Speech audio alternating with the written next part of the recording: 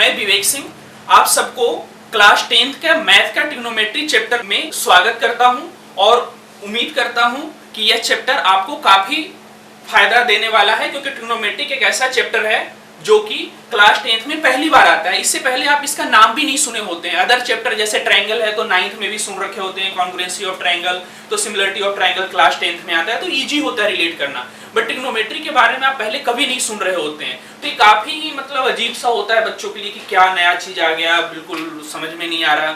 ये काफी बच्चों के साथ होता है, क्योंकि हम लोग भी पढ़ा रहे हैं पिछले 10 साल से, तो हमें भी ये चीज फेस करने के लिए मिलता है। जब हम भी पढ़ते थे तो हमारे साथ भी ऐसा हुआ था। थोड़ा सा डर सा लगता है। डर लगने के पीछे रीजन होता है कि वो कंप्लीट इस पे फोकस नहीं करते और इसकी गहराई को नहीं समझ पाते। ये चैप्टर मैं आपको बताना चाहूंगा कि सबसे आसान चैप्टर, अगर क्लास 10th में देखा जाए तो बहुत ही आसान चैप्टर है।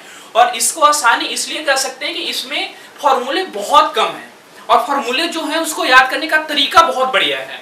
तो मैं आपको तरीके के साथ साथ इसके सारे डिफिकल्ट क्वेश्चन लेकर चलूंगा, जिससे कि आपको कभी भी ट्रिग्नोमेट्री में मेरे तरफ से एक भी नंबर नहीं कटेंगे। अगर इस क्लास को आज आप ध्यान से देख लिए तो आपको मैं इस चीज की गारंटी ले रहा हूं कि बोर्ड में आपके एक भी नंबर नहीं कटने वाले, चाहे आप किसी भी स्कूल में पढ़ रहे हो, चाहे आप इंग्लिश मीडियम कॉन्वेंट स्कूल में पढ़ रहे हो, चाहे आप किसी गवर्नमेंट स्कूल में पढ़ रहे हो, चाहे आप किसी भी क्षेत्र में पढ़ रहे हो।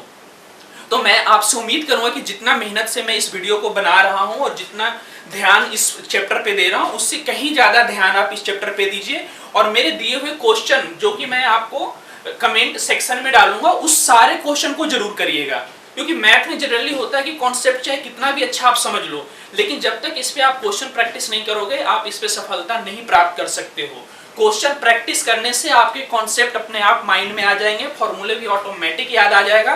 तो मेन जरूरी है क्वेश्चन प्रैक्टिस करना। मैं लाइव सेशन में या आपको यूट्यूब में इंपॉर्टेंट क्वेश्चन कराऊंगा, सारे क्वेश्चन नहीं टैकल कर सकता, बट वो सारे क्वेश्चन जो आपके लिए इंपॉर्टेंट है वो मैं आपको कमेंट बॉक्स में पीडीएफ के फॉर्म में दे दूंगा, ताकि वहां से आप डाउनलोड करके ये सारे क्वेश्चन को इजीली कर सकें। स्टार्ट करने जा रहे हैं क्लास 10th का सबसे मोस्ट इंपॉर्टेंट चैप्टर ट्रिग्नोमेट्री। तो आप सभी बोर्ड की तरफ आइए और थोड़ा सा अपना अटेंशन यहाँ पे दीजिए। तो ट्रिग्नोमेट्री, सबसे पहले ट्रिग्नोमेट्री का अगर इंट्रोडक्शन मैं आपको दूं तो ट्रिग्नोमेट्री हम क्यों पढ़ते हैं। तो ट्रिग्नोमेट्री अगर क्लास 10th की लेवल पे बात किया जाए तो ट्रिग्नोमेट्री का जो कि अगला चैप्टर है आपका एप्लीकेशन ऑफ ट्रिग्नोमेट्री, जो कि हाइट एंड डिस्टेंस के नाम से भी बोलते हैं। तो हाइट एंड डिस्टेंस में इसका यूज होता है। तो यूज अगर जनरली बोला जाए तो मान लो आप फॉर एग्जाम्पल बोल दिया जाए कि लाल किला का हाइट बताओ, भाई नहीं बता सकते क्योंकि उस पर चढ़ना भी पॉसिबल नहीं है, और पॉसिबल है भी तो उसके लिए बहुत सारा वहां पे सामान ले जाना पड़ेगा, क्रेन ले जाना पड़ेगा, ये वो। और चलो लाल किला का फिर भी मेजर कर लिए, अगर माउंट एवरेस्ट का बोला जाए तो कैसे मेजर करोगे। तो ये सब चैलेंजेस, या फिर मान लो हम बोले कि स्टार से अर्थ से स्टार का डिस्टेंस बताओ, मून का डिस्टेंस बताओ, तो ये सब चीजें प्रैक्टिकली पॉसिबल नहीं हो पाती है। तो इसी चीज के लिए ट्रिग्नोमेट्री का यूज किया जाता है। With the help of trigonometry आप ये सारे प्रॉब्लम सॉल्व कर सकते हो। तो आप समझ सकते हो कि हम वैसे चीज का हाइट या वैसे चीज की दूरी निकाल सकते हैं जहां पे हम प्रैक्टिकली नहीं जा सकते, और बहुत ही इजी वे में इस चीज को किया जाता है। तो ये सारी चीजों को हम लेंगे डिटेल में। सबसे पहले ट्रिग्नोमेट्री का इंट्रोडक्शन दे दूं। ट्रिग्नोमेट्री का मेन मीनिंग जो है, पहले इसका स्पेलिंग आप देख लीजिए। ट्रिग्नोमेट्री TRI, ट्रिगो लिख लो आराम से, ट्रिगोनोमेट्री NOMETRY। ट्रिग्नोमेट्री का स्पेलिंग, क्योंकि जो गांव क्षेत्र के बच्चे होंगे उनको थोड़ा दिक्कत होता है स्पेलिंग याद करने में कि भाई, तो इसको सीधा पहले ट्रिगो लिख लिए एक बार में और फिर उसके बाद नोमेट्री लिख लिए। तो ट्रिग्नोमेट्री इस तरह से आपका स्पेलिंग याद करने में बहुत ही इजी हो जाएगा। और ट्रिग्नोमेट्री में जो खास बात है वो ये 3 वर्ड से मिलके बना हुआ है। 3 साइड्स का मेजर, अगर इसको देखा जाए डिटेल में कि ट्रिग्नोमेट्री में हम 3 साइड्स का मेजर पढ़ते हैं। और इसका अगर हम डेफिनेशन भी देना चाहें ट्रिग्नोमेट्री का तो शॉर्ट में यही देते हैं कि it is a study of relationship between angles and sides of triangle, या sides of a right angle triangle. Right angle triangle, क्योंकि हम ट्रिग्नोमेट्री की स्टडी सिर्फ और सिर्फ राइट एंगल ट्रायंगल में ही कर सकते हैं। अगर राइट एंगल ट्रायंगल हम कंसीडर नहीं करेंगे तो हम इसकी स्टडी नहीं कर सकते।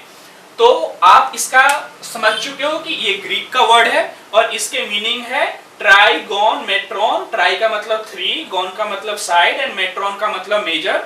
फिर इसको हम डिफाइन करते हैं, it is the study of relationship between angles and sides of a right angle triangle. तो सब इसको हम अलग अलग पार्ट्स में पढ़ते हैं और आपका एनसीईआरटी में भी अलग अलग एक्सरसाइज दिया गया है अलग अलग चीजों को लेके। तो जो सबसे पहला टॉपिक है हमारा वो है हमारा ट्रिग्नोमेट्रिक रेशियो। फिर दूसरा जो हम इस पे टॉपिक स्टार्ट करेंगे वो है ट्रिग्नोमेट्रिक एंगल, यानी हम डिफरेंट एंगल की वैल्यू के बारे में जानेंगे। और तीसरा जो लास्ट पार्ट है इसमें तीन ही चीज पढ़ना है, वो है ट्रिग्नोमेट्रिक आइडेंटिटी। ठीक है, तो बस ये तीन चीजें पढ़ना है बच्चों। तीनों चीजें इतना इजी है कि मुझे तो समझ में नहीं आता बच्चे कैसे बोलते हैं कि ट्रिग्नोमेट्रिक चैप्टर हार्ड लगता है। और आप भी पढ़ के देख लो, फिर आप खुद गेस कर लेना है कि चैप्टर इजी है या हार्ड है। तो ठीक है, मैं इसके आगे स्टार्ट करता हूँ। सबसे पहला जो हमारा टॉपिक है ट्रिग्नोमेट्रिक रेशियो, और इसके लिए आप ये नोट कर लीजिए या फिर आप स्नैपशॉट भी ले सकते हैं फोन में, सो डेट कि आप उस चीज को बाद में देख सकते हैं। तो मैं इरेज करने जा रहा हूं बच्चों और ट्रिग्नोमेट्रिक रेशियो को मैं स्टार्ट करूंगा, कंटिन्यू करने जा रहा हूं। Trigonometric ratio, T ratio, T को ट्रिग्नोमेट्री से हम डिनोट करेंगे और रेशियो हमारा ये हो गया। तो ट्रिग्नोमेट्रिक रेशियो जो है बच्चों, उससे पहले हम इस पे हम कुछ क्वेश्चन भी लेंगे, लेकिन सबसे पहले शॉर्ट में समझा देता हूं कि इसमें जो मेन इंपॉर्टेंट होता है कि हमें क्या चाहिए, राइट एंगल ट्रायंगल चाहिए। तो हमने राइट एंगल ट्रायंगल ले लिया, ठीक है, और ये ए हो गया, ये बी हो गया और ये सी हो गया। राइट एंगल ट्रायंगल है तो जाहिर सी बात है कि 90 डिग्री तो होगा ही होगा, और जहां पे आपको दिख रहा है 90 डिग्री वो बी पे दिख रहा है, ठीक है। इसके बाद हमारे पास एंगल ए और एंगल सी दो बच रहा है, यानी कि हम स्टडी एंगल ए के बारे में भी कर सकते हैं और एंगल सी के बारे में भी कर सकते हैं, यानी हमारे पास दो केस बन रहा है। तो हम इसको कह देते हैं केस 1। केस 1 में हमने क्या किया कि एंगल सी को थीटा मान लिया, यानी कि हम एंगल सी के बारे में पढ़ाई करें। थीटा क्या होता है, कि यूनिट होता है एंगल का, तो हम इसीलिए यहाँ पे थीटा डालते हैं। कहीं पे आपको साइन थीटा पढ़ना होगा, अगर साइन सी भी बोले या साइन थीटा बोले, देख लो यहाँ पे ध्यान देना ये है कि चाहे मैं साइन थीटा बोलूं और साइन ए बोलूं, एक ही बात है, ये बात अलग अलग नहीं है। तो ये चीज आप ध्यान रखिएगा, इसीलिए मैंने और लगाया है। तो थीटा डिनोट करने के लिए होता है, ठीक है। और थीटा को जनरली हम यहाँ, सॉरी साइन ए नहीं, साइन सी, साइन सी है ना, या तो इसको हम साइन सी बोलते हैं या फिर साइन थीटा बोलते हैं। थीटा एंगल की यूनिट होता है, ठीक है, तो इस यूनिट के लिए यूज करते हैं। इंपॉर्टेंट जो है कि हम थीटा के सामने वाले साइड को परपेंडिकुलर बोलते हैं, और मैं आपको बता दूं कि हम पूरे ट्रिग्नोमेट्री में इसको P से डिनोट करेंगे। हम हर जगह परपेंडिकुलर वर्ड यूज नहीं करेंगे, लेकिन P का मतलब परपेंडिकुलर, और C से जो एडजेसेंट है 90 डिग्री के साथ, उसको हम बेस बोलते हैं। ये बहुत इजी हो जाएगा आपको जैसे क्वेश्चन प्रैक्टिस करोगे। और जो रिमेनिंग साइड रह गया वो आपका सबसे बड़ा वाला साइड, वो हाइपोटेनस हो जाता है, और ये आप पाइथागोरस में भी पढ़ चुके हो। तो परपेंडिकुलर, बेस और हाइपोटेनस में कोई दिक्कत नहीं, बट दिक्कत क्या आती है, केस सेकंड में लेता हूं तो देखो यहाँ पे क्या हो जाता है, चीजें चेंज हो जाता है। केस सेकंड मैंने जैसे ही लिया तो हमारे लिए अब क्या करेंगे, हम एंगल ए के बारे में पढ़ेंगे। तो फिर अगेन हमने एक ट्रायंगल बना लिया और ट्रायंगल हो गया, तो जाहिर सी बात है 90 डिग्री हो जाएगा, और सेम हम नेमिंग उसी तरह से कर देते हैं ए बी सी। बट यहाँ पे थीटा मैं सी को नहीं कंसिडर कर रहा हूँ, यहाँ पे मैं थीटा इसकी, यानी कि मैं एंगल ए के बारे में पढ़ाई कर रहा हूँ। यानी कि यहाँ पे भी मैं अगर लिख देता हूँ साइन थीटा और साइन ए, तो एक ही चीज है, ठीक है। ये चीज आप समझ लेना, थीटा हमने उसको स्टडी करने के लिए कंसीडर करते हैं। तो जैसे ही हमने इसको थीटा लिया तो मैंने आपको क्या बताया कि परपेंडिकुलर कौन होता है, थीटा के अपोजिट वाला साइड। तो अपोजिट वाला साइड आपका ये हो गया। बेस आपका कौन हो जाएगा, जो 90 डिग्री के साथ एडजेसेंट है। तो 90 डिग्री के साथ तो एडजेसेंट यही है ना, ये तो 90 डिग्री के साथ एडजेसेंट नहीं है। और जो रिमेनिंग सबसे बड़ा साइड रह जाता है वो हाइपोटेनस हो जाता है। तो बहुत ही इजी टॉपिक है, इसमें तो कोई रॉकेट साइंस लगाना ही नहीं है। तो ये दो केस बनते हैं, दोनों केस मैंने आपको बता दिया। इन दोनों केस से रिलेटेड एक बहुत बढ़िया क्वेश्चन है जो आपको मजा दे देगा, बट वो चीज हम अभी थोड़ा रुक के करेंगे क्योंकि उसके लिए थोड़ा और नॉलेज होना चाहिए हमारे पास। तो थोड़ा नॉलेज क्या होना चाहिए कि अब देखो हमारे पास मेन चीजें क्या आया इस ट्रायंगल में, देखा जाए तो एक तो P आ गया, दूसरा B आ गया और तीसरा H आ गया। ये तीन चीज हमें मिला और साथ में एंगल मिला, दो ही एंगल के बारे में स्टडी कर सकते हैं, एंगल A और एंगल C। एंड इसके साथ हमें मिला angle A and angle C, यानी दो एंगल मिला। दो एंगल के लिए दो केस ले लिए हमने। तो ये देखा जाए तो तीन साइड मिला एंड एक एंगल मिला। अगर आपके पास फाइनली देखा जाए तो तीन साइड और एक एंगल ही मिल रहा है, कोई भी केस, क्योंकि दोनों में से कोई एक केस आएगा, दोनों केस एक साथ आ नहीं सकता। तो इन चीजों को लेकर के कुछ हमारे पास रिजल्ट बनाए गए। तो रिजल्ट कैसा बनाया गया इसके लिए आप ये ऊपर का नोट कर लीजिए, फिर मैं इरेज करके फिर मैं आपको टिगो रेशियो का मेन कॉन्सेप्ट पे ले जाने वाला हूं, क्योंकि इन्हीं तीनों चीजों के बेस पे हम सारे के सारे ट्रिग्नोमेट्रिक रेशियो को ड्राइव करने वाले हैं। तो आप सब नोट कर सकते हैं तो नोट कर लीजिए, नहीं तो इसको आप स्नैपशॉट ले लीजिए। मैं आगे बढ़ रहा हूं और आगे बढ़ते के साथ देखो क्या होता है कि पर्टिकुलर बेस एंड हाइपोटेनस है और साथ में हमारे पास एक एंगल है स्टडी करने के लिए। एक ट्रायंगल भी मैं कंसीडर करके ही चलता हूं आपको यहाँ पे। ये मान लो A हो गया, B हो गया और C हो गया और ये आपका 90 डिग्री हो गया। तो यहाँ पे इन तीनों को हेल्प से, मतलब ये जो गिवन डेटा है, इस डेटा से हमारे पास 6 तरह की पॉसिबिलिटी बन सकती है। अब वो क्या बन सकती है वो देखो, और हर एक पॉसिबिलिटी को अलग अलग नाम दिया गया है। तो सबसे पहला जो नाम है हमारे पास, अगर मान लो मैं यहाँ पे C की बात कर लेता हूँ और C के सामने चलो थीटा भी लिख दिया, लेकिन मैं बात करूंगा तो यहाँ पे मैं लिखूंगा साइन C। पहला नाम जो है वो हमारा साइन है और हमने यहाँ पे C भी लिख सकता हूँ और थीटा भी लिख सकता हूँ, क्योंकि मैंने थीटा डिनोट कर रखा है, लेकिन मैं C लिख के चल रहा हूँ। साइन हो गया, अगला हमारा कॉस हो गया, sign cos ten, sign cos ten, और उसके बाद होता है कॉसेक, फिर सेक होता है और फिर कॉट होता है। सबके साथ हमने क्या किया, C लगा दिया, C लगा दिया, C लगा दिया। अगर C नहीं लगाना है तो आप चाहो तो इसको थीटा भी लिख सकते हो। तो हम मान लो यहाँ पे थीटा भी कर देते हैं इसको इरेज करके, ठीक है। अब समझ सकते हो, ये साइन थीटा हो गया, ये कॉस थीटा हो गया, ये टेन थीटा हो गया, ये कॉसेक थीटा हो गया, ये सेक थीटा हो गया और ये कॉट थीटा हो गया, ठीक है।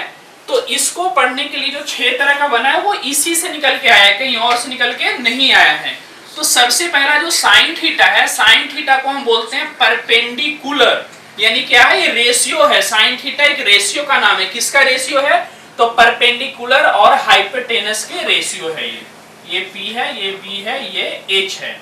तो P अपॉन H बोलते हैं इसको, ठीक है। यानी P अपॉन H के रेशियो को नाम क्या दिया गया, साइन थीटा दिया गया। वैसे ही कॉस थीटा दिया गया है B बाई H, यानी बेस और हाइपोटेनस के रेशियो को नाम दिया गया है कॉस थीटा, और टेन थीटा नाम दिया गया है परपेंडिकुलर और बेस के रेशियो को, ठीक है। मेन हमारा ये तीन ही है, साइन कॉस टेन। कॉसेक से कॉट जो है वो रेसिप्रोकल है इन तीनों का, यानी कि साइन का रेसिप्रोकल है कॉसेक, कॉस का रेसिप्रोकल है सेक और टेन का रेसिप्रोकल है आपका कॉट, ठीक है। तो रेसिप्रोकल का है तो सीधा क्या करोगे, इसको आप चेंज कर दोगे। ये वाला हो जाएगा H अपॉन P, ये हो जाएगा आपको H अपॉन B और ये हो जाएगा आपका B अपॉन P। तो ये आप देख लो 6 तरह के रेशियो पॉसिबिलिटी, इससे ज्यादा आप नहीं बना पाओगे, यही पॉसिबल है। आप कभी ट्राई करना, इसके अलावा आप कोई बनाओगे तो रिपीट होगा, इन्हीं में से कोई ना कोई रेशियो आ जाएगा। तो 6 रेशियो, 6 का नाम मैंने बता दिया, sine theta, cos theta, tan theta, sine का रेसिप्रोकल कॉसेक थीटा, कॉस का रेसिप्रोकल सेक थीटा और टेन का रेसिप्रोकल कॉट थीटा, और ये वैल्यू आ गई। बट ये वैल्यू बच्चों बहुत डिफिकल्ट लगता है स्टार्टिंग में, बहुत डिफिकल्ट। मैं भी जब पढ़ता था मुझे भी बहुत डिफिकल्ट लगता है, जितने भी बच्चों को पढ़ाया सबको बहुत डिफिकल्ट लगता है। बट जब इसका ट्रिक हम बता देते हैं तो फिर ट्रिक के बाद तो आप सपने में भी इस क्वेश्चन को सॉल्व कर सकते हो। कैसे कर सकते हो, तो देखो बहुत इजी है इसका ट्रिक देखो ध्यान से। ट्रिक मैं यहाँ पे एक्सप्लेन कर रहा हूं। ट्रिक में कहा जाता है कि Pandit Badri Prasad P upon her भोले, ठीक है। तो इसमें और ऐसे कई लोग बोलते हैं पंडित बद्री प्रसाद अपॉन हर भोले और सोना चांदी तोले, तो उसका भी मतलब मैं समझा देता हूं। ये हमारा होता है साइन के लिए, ठीक है। यहाँ पे आप देख भी सकते हैं साइन हो गया। ये हमारा जो है मैं दूसरे मार्कर से इंडिकेट कर देता हूं, ये जो हमारा है वो है कॉस, और अगेन इसके बगल वाला हमारा टेन के लिए है।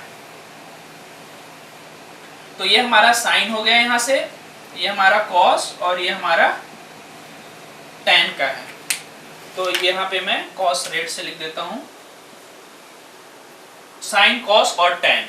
ठीक है, तो आप समझ सकते हो, यहां पे आप मैच कर लो, साइन पी वाई एच और टेन आपका P Y B.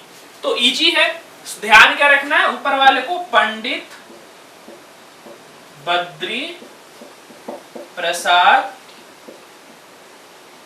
Upon her भोले, ठीक है, और सोना चांदी तोले। ठीक है, यहां से आप ले सकते हो। साथ में ऊपर वाले के लिए कई लोग इसको ऑब्लिक में याद करने का तरीका है, जैसे कर लो, कई लोग पान बनाओ पान भी बोल देते हैं, पान बनाओ पान भी बोल देते हैं, और नीचे वाला सेम रहता है। तो ये आपके पास ट्रिक है, लेकिन जब क्वेश्चन आप प्रैक्टिस करने लगोगे तो आपको डायरेक्ट याद हो जाएगा, कभी दिक्कत नहीं आएगी। और कभी दिक्कत आए तो ये आपका है ही।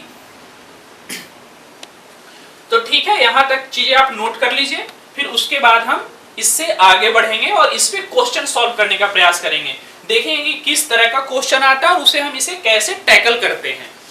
और बस इतना ही आपको जरूरत है, इससे ज्यादा की जरूरत नहीं है। दूसरा, अगर एक थोड़ा सा एक टॉपिक और है जो कि मैं आपके लिए बस ले लेता हूं जस्ट फॉर फॉर्मेलिटी, उसका कहीं यूज नहीं है। एक्चुअली जो sine cos tan cosec sec cot है, वो इसका मदर वर्ड कुछ और है जहां से ये ड्राइव होके आया है। तो अगर इसका मदर वर्ड की बात हम करें तो मैं यहाँ पे आपको कंसिडर करके चल रहा हूं, साइन का जो मदर वर्ड है वो है साइन, SINE है। ठीक है, साइन से लिया गया है SIN को। ठीक है, वैसे कॉस जो वर्ड है वो एक्चुअल में कॉस वर्ड नहीं है, ये एक्चुअल में जो वर्ड है वो है कोसाइन वर्ड है। क्या है? को SINE, मतलब साइन तो रहेगा ही, को ऐड हो जाता है, और इसमें यहाँ पे ये स्टार्टिंग के 3 वर्ड को यूज कर दिया है, वो है कॉस। वैसे टैन वर्ड जो है वो एक्चुअल में टैन नहीं है, इसका प्रॉपर जो नाम है वो है टेंजेंट नाम है, वर्ड यूज किया जाता है एज ए टैन। तो साइन कॉस टैन का मतलब समझ गए कि मेन अगर इसका मदर नेम पूछा जाए तो ये है, बट जब हम स्टडी करेंगे तो हम हमेशा इसी का यूज करेंगे।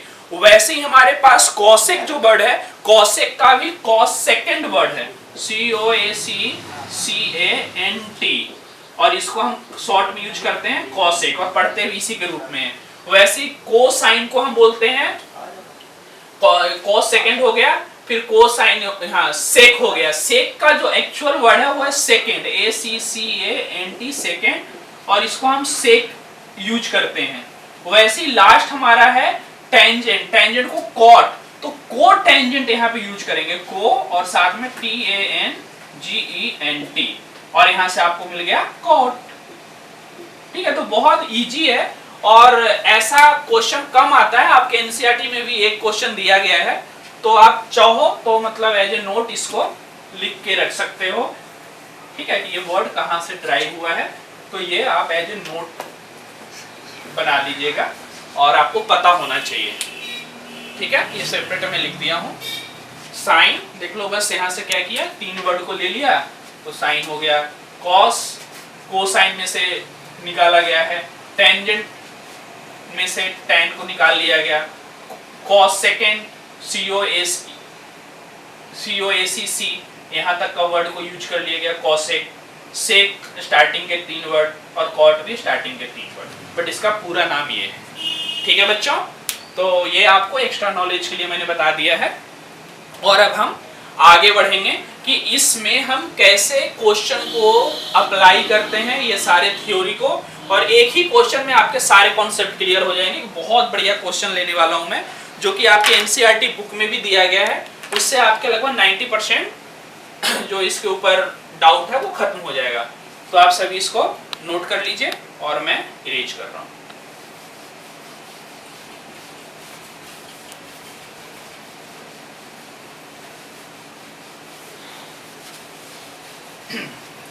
चलो तो एक क्वेश्चन हम लेते हैं कि हमारे पास क्वेश्चन में गिवन है, फॉर एग्जांपल यहाँ पे देखो क्वेश्चन है कि if sine c is equal to 3/5 then find all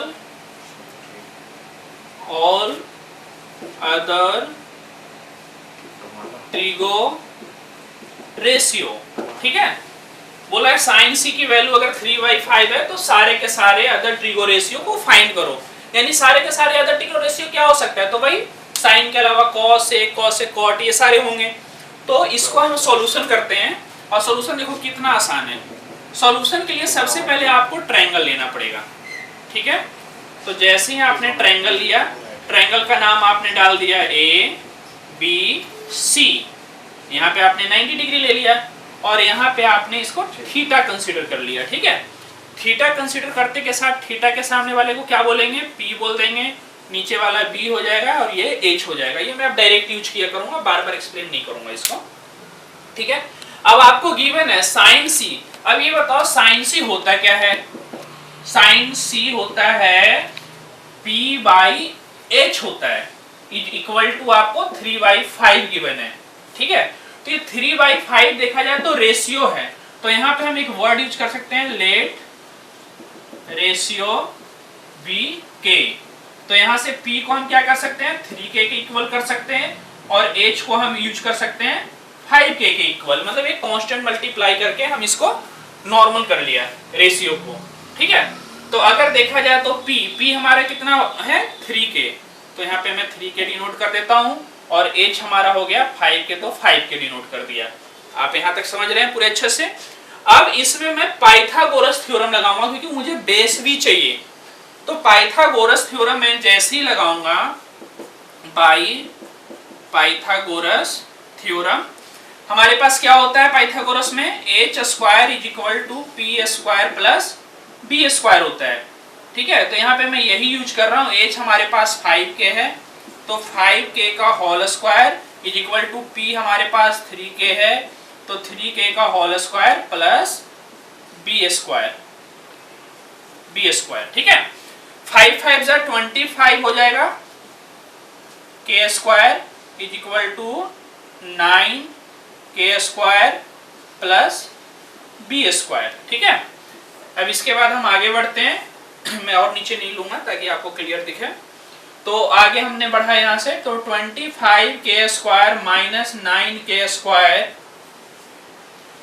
is equal to हमारा बी स्क्वायर हो गया।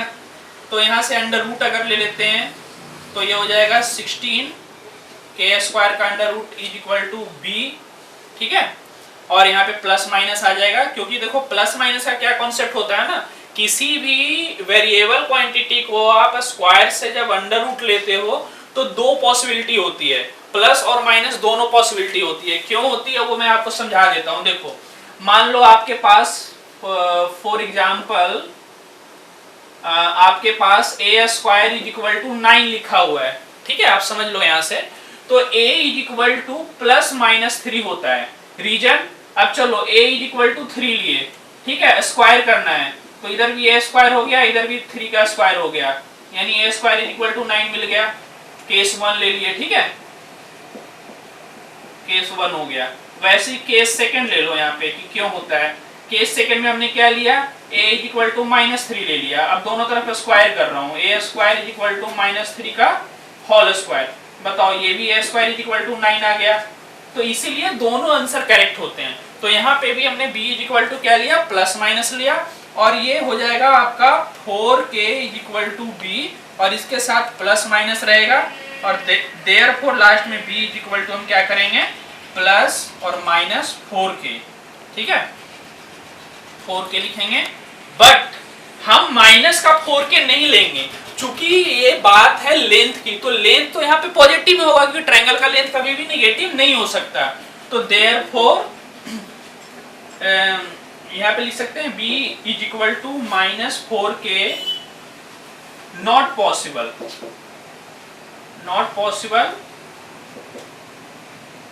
Because length can't v negative, ठीक है, सॉरी माइनस का साइन है जिसको मैंने ऐसे लिख दिया, प्लस का लिखता तो पॉजिटिव हो जाता। तो देयरफॉर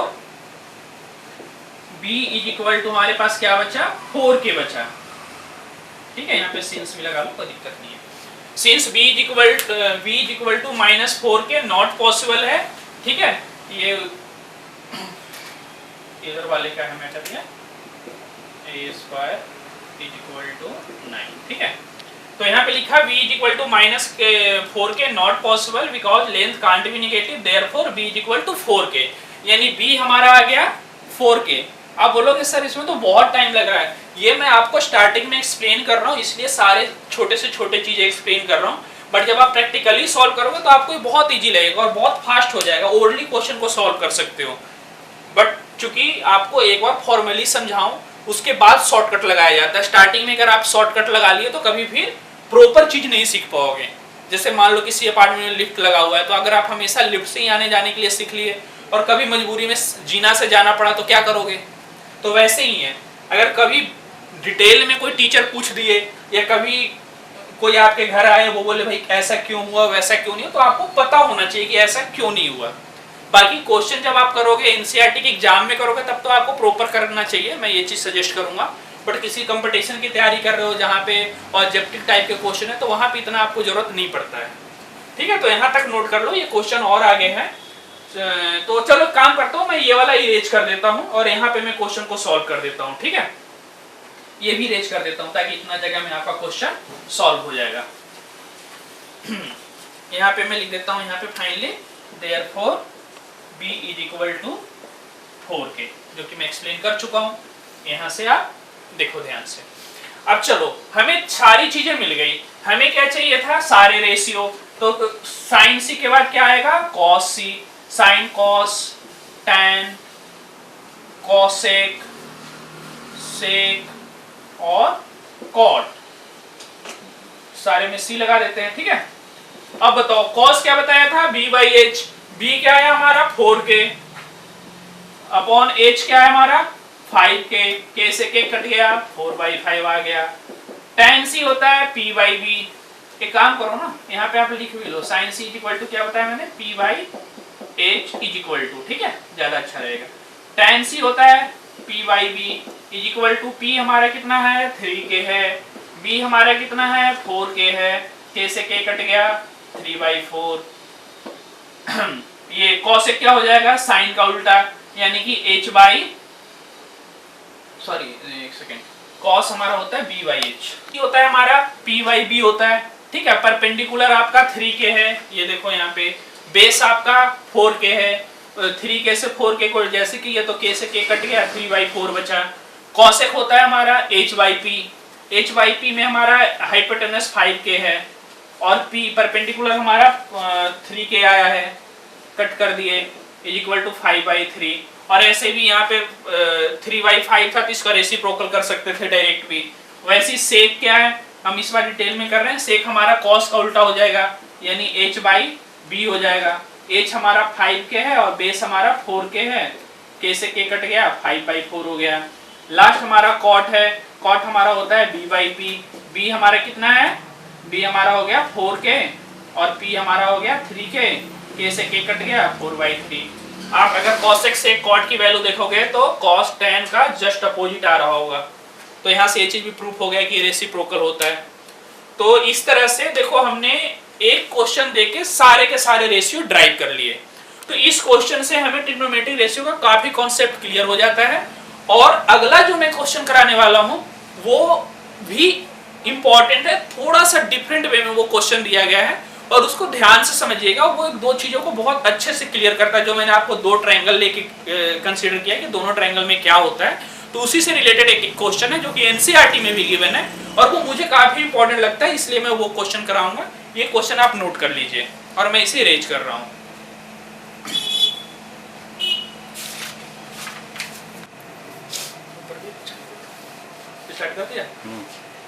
ठीक है बच्चों, तो हमने आपको बोला कि एक इंपॉर्टेंट क्वेश्चन है जो कि आपको काफी डेप्थ में इस ट्रिग्नोमेट्रिक रेशियो को एक्सप्लेन करेगा।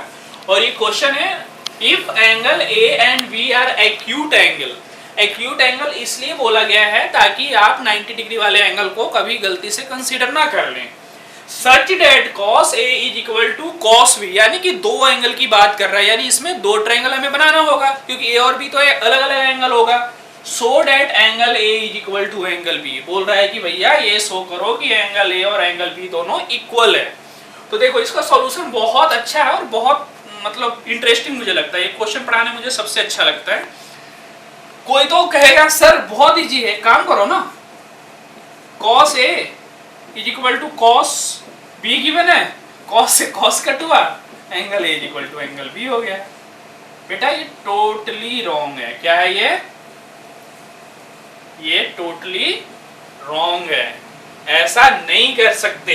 Reason cos A is not equal to cos into A, ये एक कंप्लीट नाम है। जैसे मेरा नाम विवेक सिंह है तो मैं एक आदमी हूं, विवेक को अलग और सिंह को अलग नहीं कर दोगे कि cos A is not equal to cos into A होता है। cos A एक कंप्लीट नाम है जो किसी रेशियो को डिनोट करता है, ठीक है। तो ये तो कॉन्सेप्ट गलती से लगाना मत, क्योंकि माइंड में तो बहुत इजी आता है यार, क्वेश्चन एक सेकंड में सॉल्व हो गया, बट ऐसे क्वेश्चन सॉल्व नहीं होता। तो क्वेश्चन कैसे सॉल्व होगा, इसके लिए मैं इसको इरेज कर रहा हूं, और इसको इरेज करने के बाद आप देखिएगा ध्यान से कि मैं ट्रायंगल पहले कंसीडर करूंगा। ट्रायंगल मैंने कंसीडर किया, दो करूंगा, एक नहीं दो, ठीक है, ताकि आप डिटेल में समझ सको। अब डिटेल में समझने का ये है कि A हो गया, B हो गया, और right angle sorry angle A and B are एक्यूट बोला है ना, तो C को मैं यहाँ पे डालूंगा। रीजन है कि भाई दोनों के दोनों एक्यूट है, तो इस केस में मैं एंगल B के लिए पढ़ाई करूंगा और इसमें मैं एंगल A की पढ़ाई करूंगा, ठीक है। तो यहाँ पे भी A हो गया, C हो गया और B हो गया। यहाँ पे मैं इसको थीटा मानूंगा, यहाँ पे मैंने इसको थीटा मान लिया, ठीक है। तो अब ये बताइए अगर थीटा है तो इसके सामने वाला क्या हो जाएगा, P हो गया, B हो गया, H हो गया। अब ये थीटा है तो इसके सामने वाला P हो गया, B हो गया और H हो गया, ठीक है। हमें गिवन क्या है, cos A is equal to cos B given है। तो सबसे पहले मैं ये देखता हूं कि cos A किस में हमें मिलेगा, इसमें मिलेगा, ठीक है, cos B इसमें मिलने वाला है। तो अब बताओ cos B is equal to क्या होगा, cos B is equal to होगा हमारे पास बेस अपॉन हाइपोटेनस होता है। तो बेस लिखता हूं बकायदा, क्योंकि हमने आपको यही पढ़ाया तो यही लिखूंगा, ठीक है, बेस अपॉन हाइपोटेनस हो गया। अब बताओ जी यहाँ पे बेस क्या है, क्या CB या BC है, तो मैं चलो CB ही लिखता हूँ यहाँ पे, कोई दिक्कत नहीं है मुझे। H क्या है, AB है, तो ये लो मैंने AB लिख दिया, कोई दिक्कत है यहाँ तक नहीं जी। अब इस ट्रायंगल में आ जाते हैं, cos A यहाँ से मिलेगा, तो हमने cos A लिखा, और cos A is equal to भी क्या होगा, सेम वही होगा भाई, जो बताया वही तो होगा, चेंज थोड़े ना हो जाएगा, B अपॉन H हो जाएगा। अब बताओ यहाँ पे B क्या है, तो यहाँ पे B है हमारे पास AC, ठीक है, और H हमारे पास अगेन क्या आ गया, AB आ गया। समझ गए यहाँ पे cos A और ये। अब हमारे पास गिवन है क्या, चलो इधर ले लेता हूं मैं अच्छे से, हमारे पास गिवन है cos A is equal to cos B, तो चलो मैं एक बार इसको भी लेता हूं, cos A is equal to cos B। cos A के बदले क्या आया हमारे पास, AC अपॉन AB आया है, तो मैं इसको AC अपॉन AB यूज कर लेता हूं। Is equal to cos B क्या है, CB अपॉन AB है, CB अपॉन AB है, ठीक है, ये आ गया मेरे पास। तो जब ये आ गया तो सिंपल सा चीज है जी कि AB से AB नीचे से नीचे कट जाता है। अगर आपको ये चीज नहीं पता तो आप क्रॉस मल्टीप्लाई करके कट कर लेना तो समझ में आ जाएगा। अगर ये नहीं समझ में आया है तो मैं चलो आपके लिए कर देता हूं, AC इंटू AB हो जाएगा is equal to CB into AB हो जाएगा, ठीक है। बोलो सर अभी भी नहीं समझ में आया, तो कोई बात नहीं, अब CB को इधर रख लो और AB को इधर ले आओ, तो ये हो गया। चलो AC इज इक्वल टू कर देता हूं, तो CB into AB upon AB हो गया, AB से भी अब तो कट मानोगे, यानी यहां से आ गया AC is equal to CB और AC is equal to BC। यानी कि हमारे पास देखा जाए तो AC और BC सेम आ गया, यानी दोनों की लेंथ क्या है, सेम है। ठीक है, AC और BC, क्योंकि हमने ट्रायंगल सेम कंसीडर किया है, सब कुछ उसका सेम है, सिर्फ अलग अलग एंगल के लिए मैंने अलग अलग ट्रायंगल बनाया था। तो आपको भी पता है कि किसी भी राइट एंगल ट्रायंगल में, राइट एंगल ट्रायंगल है ये, किसी भी राइट एंगल ट्रायंगल में angle opposite to equal sides are equal.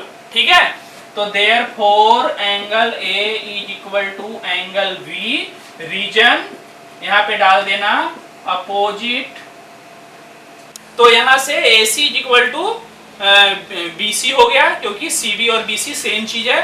तो therefore angle A is equal to angle B, reason angle A, हाँ सॉरी, यहाँ पे रीजन डलेगा angle opposite to equal sides are equal. तो यहाँ पे रीजन में डाल रहा हूं angle opposite to equal sides are equal, और यहाँ पे अच्छे से HP, फुल फॉर्म क्या होगा, हेंस प्रूव्ड। क्या बोला था, सो दैट, तो हमने सो कर दिया। तो ये क्वेश्चन इस तरह से होगा, न कि उस तरह से। तो आपको देखो यहाँ पे दो ट्रायंगल का, दो एंगल का कॉन्सेप्ट भी समझ में आ गया आपको, और साथ ही साथ ये भी समझ में आ गया कि इसका एप्लीकेशन किस तरह से यूज होता है। तो ये क्वेश्चन मुझे बहुत बढ़िया लगता है, और आप लोग भी इस क्वेश्चन को अच्छे से कर लेना, क्योंकि ये अक्सर आ जाता है, चाहे आपके इंटरनल एग्जाम हो या कई बार बोर्ड एग्जाम में भी ये क्वेश्चन डाला जाता है, सिर्फ इस कॉन्सेप्ट के कारण। ठीक है, तो आप सब इसको नोट कर लो। और एक क्वेश्चन मैं और करा देता हूं, जो कि वो भी काफी इंपॉर्टेंट है, उसके बाद बाकी क्वेश्चन आप सारे कर सकते हो। और अगर आपसे ना हो किसी रीजन से, तो आप मुझे कमेंट में डाल दीजिएगा, मैं उस क्वेश्चन को देख के उसका भी सॉल्यूशन नेक्स्ट क्लास में दे दूंगा, या आपको कमेंट में ही उसका सॉल्यूशन डाल दूंगा। ठीक है, आप नोट कर लीजिए, मैं अगला क्वेश्चन की तरफ चल रहा हूँ। तो बच्चों, हमारा नेक्स्ट इंपॉर्टेंट क्वेश्चन है ट्रिग्नोमेट्रिक रेशियो का, कि in triangle PQR right angle at Q, आपको गिवन है कि कहाँ पे राइट एंगल लेना है। PR plus QR is equal to 25 and PQ is equal to 5। Determine value of sin P, cos P and tan P, यानी कि आपको P को कंसिडर करके क्वेश्चन में चलना है। अब देखो, इसका हम सॉल्यूशन की तरफ बढ़ते हैं, और बड़े ध्यान से समझिएगा, बहुत बढ़िया क्वेश्चन है ये सॉल्यूशन। ठीक है, तो सबसे पहले हम ट्रायंगल कंसीडर करेंगे, क्योंकि फिगर बनाने में से हमारा आधा क्वेश्चन तो समझो यूं ही सॉल्व हो जाता है। ठीक है, और PQR इसका नाम है, Q को हम पहले डिनोट कर देते हैं ताकि कोई गड़बड़ ना हो, PQ और R। अच्छा देखो, हमें एंगल, हाँ PQR, सॉरी, एक काम करते हैं, ऐसे भी ले सकते हैं, अदरवाइज हम चाहें तो P यहाँ पे ले लेते हैं। ठीक है, ये हमारा P हो गया और ये हमारा Q हो जाएगा, क्योंकि नीचे से आपको स्टडी करने में थोड़ा ज़्यादा कंफर्टेबल फील होगा। और P पे हमें बात करेंगे कि सारे के सारे वैल्यू P पे पूछा है, तो मैं P को क्या मान लिया, थीटा मान लिया। थीटा के सामने वाला क्या होता है, सेम कॉन्सेप्ट। देखो बार बार मैं एक एक्सप्लेन करता हूँ, सामने यानी अपोजिट वाला साइड P हो गया, ये B हो गया, ये H हो गया। आगे मैं यूज नहीं करूंगा ये चीज एरो का साइन, आप डायरेक्ट समझिएगा इस चीज को। आप बताओ PR प्लस PQ यानी PR, सॉरी कहाँ चला गया, सॉरी, राइट एंगल ये R है हमारा। ठीक है, PQR, ओके, हाँ, तो PR ये रहा प्लस PQ ये रहा, ये दोनों को मिला के आपको 25 गिवन है। तो एक काम करते हैं, यहाँ पे हम कर लेते हैं लेट PQ या PR, किसी एक को मैं x ले लेता हूं, तो मैं PR को x ले लेता हूं। ठीक है, PR is equal to x हो गया, कोई दिक्कत? तो देयरफॉर QR क्या हो जाएगा हमारा, QR जैसी बात है कि 25 माइनस x हो जाएगा, इसमें तो कुछ सोचना ही नहीं है, क्योंकि दोनों का ऐड 25 है, तो उसमें से एक अगर x हो गया तो दूसरा हमारा 25 माइनस x हो जाएगा, और तीसरा आपको गिवन ही है PQ5। तो चलो मैं सबकी वैल्यू लिख देता हूं, आप देखते जाओ। हमने क्या माना, PR को x माना, यानी PR हमारा ये हो गया जी, पी क्यू हमारा सॉरी क्यू आर हमारा हो गया 25 माइनस एक्स, ठीक है, ठीक है, हाँ क्यू आर ये आर है, अच्छे से समझिए, ठीक है। और पी क्यू हमारा कितना गिवन है, 5 गिवन है, तो यहाँ पे मैं 5 डिनोट कर देता हूँ। तीनों वैल्यू आपको क्लियर दिख रहा है। चलो पाइथागोरस थ्योरम तो लगना ही लगना है, क्योंकि बिना पाइथागोरस थ्योरम का तो ये क्वेश्चन सॉल्व नहीं होगा। तो पाइथागोरस अगर मैं लगाता हूँ तो हमारे पास क्या ऑप्शन है, H square is equal to P square plus B square. बताओ एच कितना है, एच को हमने एक्स माना है जी, तो एक्स स्क्वायर। पी हमारे पास कितना है, पी हमारे पास 25 माइनस एक्स है, ये लो। और बी हमारे पास कितना है, 5 है, तो ये लो जी, सारा हमने पुट कर दिया वैल्यू जैसे जैसे गिवन था। अब ये यहां से हो गया आपका x square is equal to a minus b का होल स्क्वायर। क्या होता है, ए माइनस बी का होल स्क्वायर होता है a square plus B square minus 2ab। तो इसी पे मैं इसको ब्रेक कर रहा हूँ, ए स्क्वायर लिख रहा हूँ बकायदा, आपको समझ में आ जाएगा फॉर्मूला। ए स्क्वायर माइनस 2ab, तो 2 a के बदले 25 और b के बदले x और प्लस बी स्क्वायर और प्लस ये लास्ट में 25 हो गया, ठीक है। तो यहां से आप देखो क्या हो जाएगा, x square is equal to 625, ठीक है, और माइनस ये हो जाएगा हमारा 25 टू जा 50x, ठीक है, और 50x plus x square plus 25, ठीक है। कोई दिक्कत नहीं यहाँ तक। अब दिक्कत यहाँ तक नहीं है तो देखो एक्स स्क्वायर इधर भी और एक्स स्क्वायर इधर भी है, डायरेक्ट चाहो तो यहीं पे कट कर दो, क्योंकि आपका सॉल्यूशन थोड़ा इजी हो जाएगा। तो अब आपके पास क्या रहा, ये 625 है और ये 25 है, तो दोनों मिलाकर के अगर मैं बात करूं 0 इज इक्वल टू, तो ये हो जाएगा 650, ठीक है, 25 इसमें ऐड कर दिया, और माइनस 50x, ठीक है। और थोड़ा सा मैं ऊपर ले लेता हूं, यहाँ पे कंसिडर कर लेता हूं क्योंकि काफी नीचे जा रहा है। तो यहाँ पे अगर देखा जाए 50x इधर माइनस में है, तो इसको मैं इस साइड कंसिडर कर लेता हूँ, तो यहाँ से आ जाएगा 50x इज इक्वल टू 650, ठीक है।